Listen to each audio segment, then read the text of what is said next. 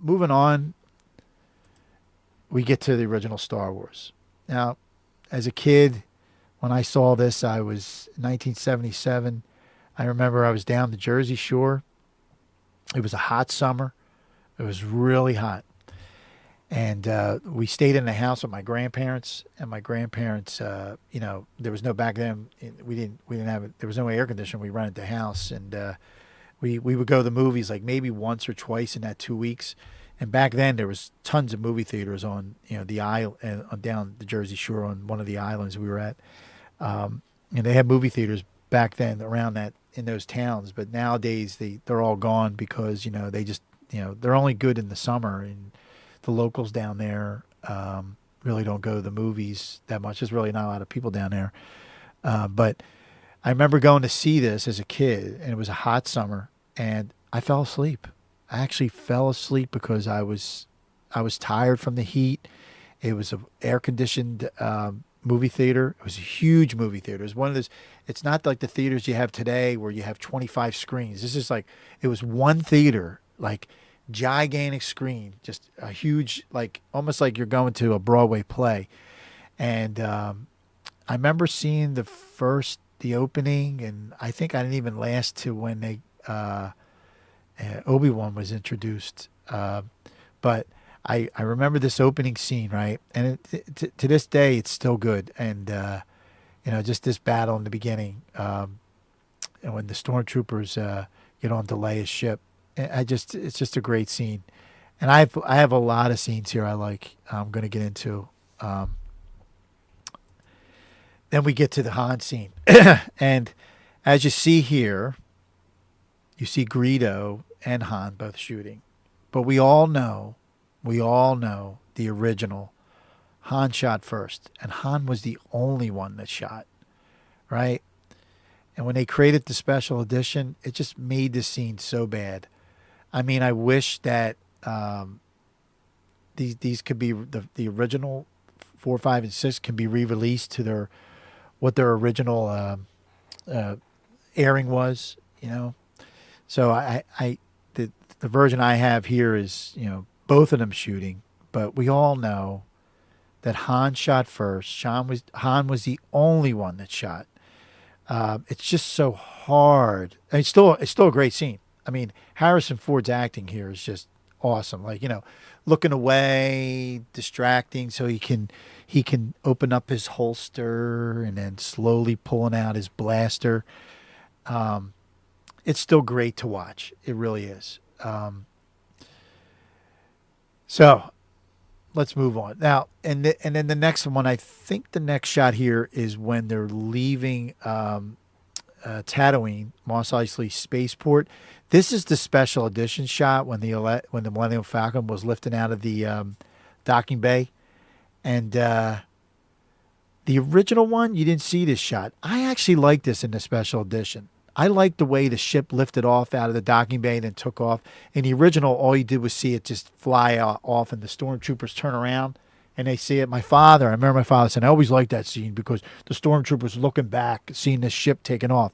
But when they added this, I think they kept that flying off part, and they actually made it a little bit better than Millennium Falcon flying away and the stormtroopers turning around.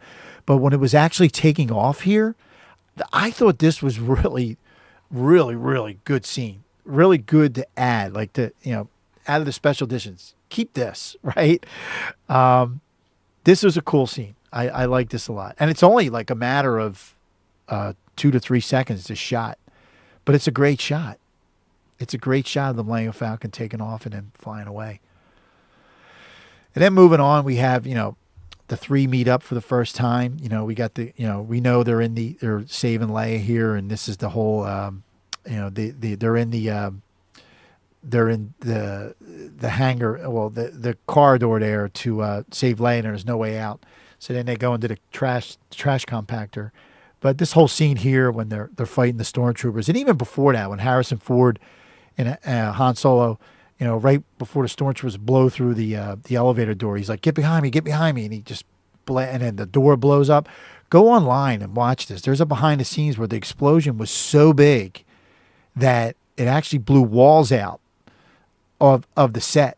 and it just because the explosives were so big that it blew actual walls out that weren't supposed to.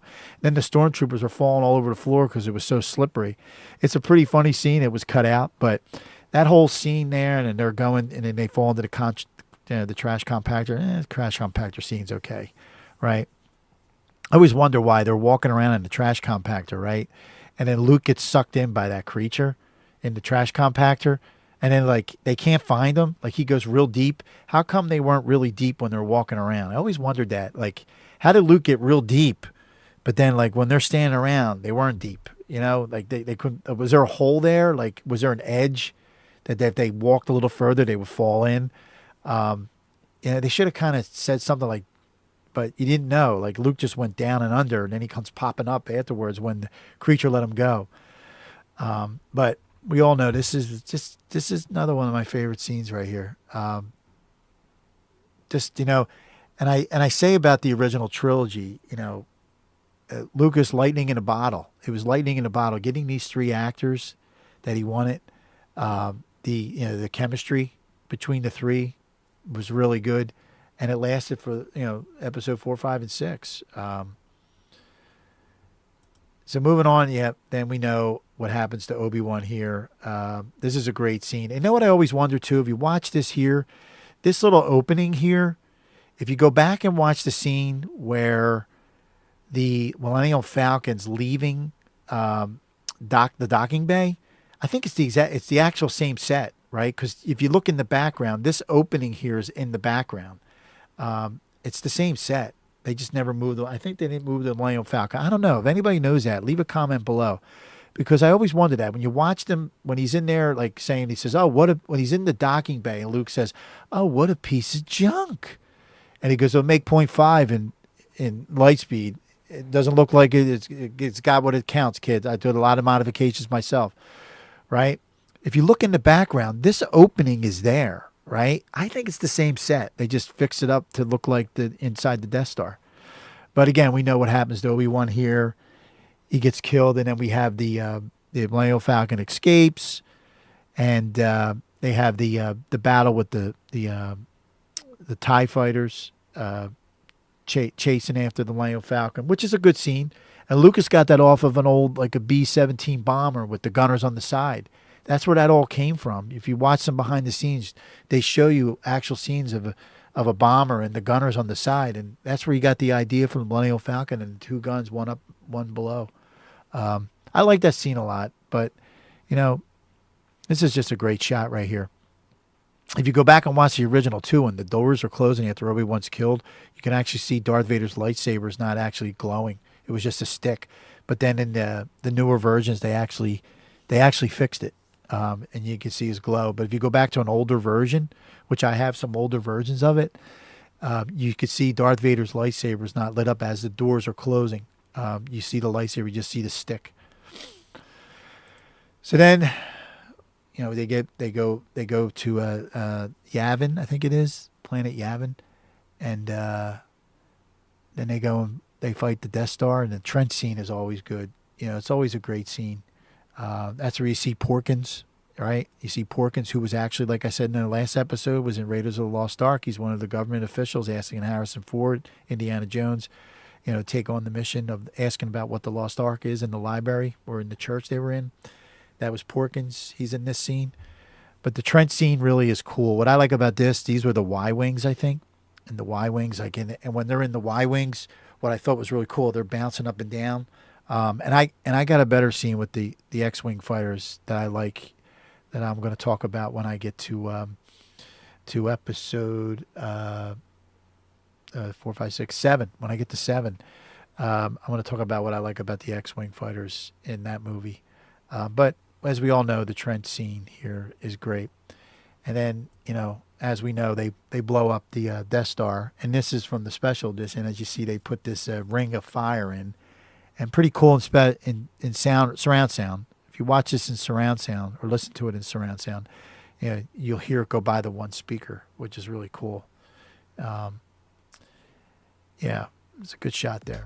Hey, if this is your first time watching, welcome to the channel. And please don't forget to subscribe. If you'd like to receive future notifications of live streams or video posts, hit that bell. And if you liked the video, give it a thumbs up. It really helps out. Thanks for watching, and I'll see you again soon.